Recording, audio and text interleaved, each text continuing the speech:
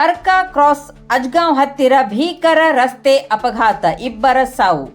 ಉತ್ತರ ಕನ್ನಡ ಜಿಲ್ಲೆಯ ದಾಂಡೇಲಿ ತಾಲೂಕಿನ ಕರ್ಕಾ ಕ್ರಾಸ್ ಅಜ್ಗಾಂವ್ ಸಮೀಪ ಸೋಮವಾರ ಸಂಜೆ ಭೀಕರ ರಸ್ತೆ ಅಪಘಾತ ಸಂಭವಿಸಿ ಇಬ್ಬರು ಮೃತಪಟ್ಟ ಘಟನೆ ನಡೆದಿದೆ. ಚಾಲಕನ ನಿಯಂತ್ರಣ ತಪ್ಪಿದ ಕಾರು ಮರಕ್ಕೆ ಡಿಕ್ಕಿ ಹೊಡೆದ ಪರಿಣಾಮ ಕಾರು ಎರಡು ಮರದ ನಡುವೆ ಸಿಲುಕಿದ್ದ ಕಾರಣಕ್ಕೆ ಕಾರಿನಲ್ಲಿ ಪ್ರಯಾಣಿಸುತ್ತಿದ್ದ ಮೂವರಲ್ಲಿ ಇಬ್ಬರು ಸ್ಥಳದಲ್ಲೇ ಮೃತಪಟ್ಟಿದ್ದಾರೆ. ದಾಂಡೇಲಿಯಿಂದ ಹಳಿಯಾಳ್ ಕಡೆಗೆ ತೆರಳುತ್ತಿದ್ದ ವೇಳೆ Maruti Suzuki S cross KA29N1606 ಸಂಖ್ಯೆಯ ಕಾರು ನಿಯಂತ್ರಣ ತಪ್ಪಿ ರಸ್ತೆ ಬದಿಯ ಮರಕ್ಕೆ ಬಲವಾಗಿ ಡಿಕ್ಕಿ ಹೊಡೆದಿದೆ.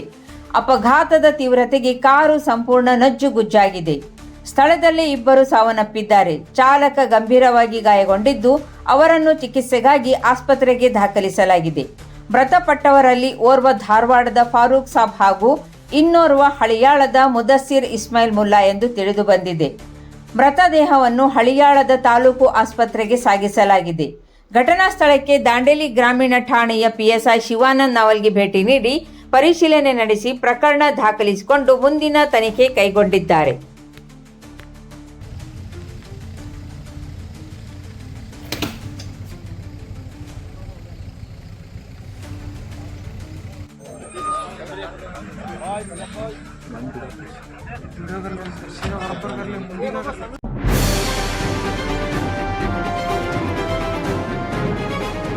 ಇದು ಖಾಲಿ ಡಿಜಿಟಲ್ ವಾಹಿನಿ, ಸತ್ಯ ಮತ್ತು ಸ್ಪಷ್ಟ ಸುದ್ದಿ.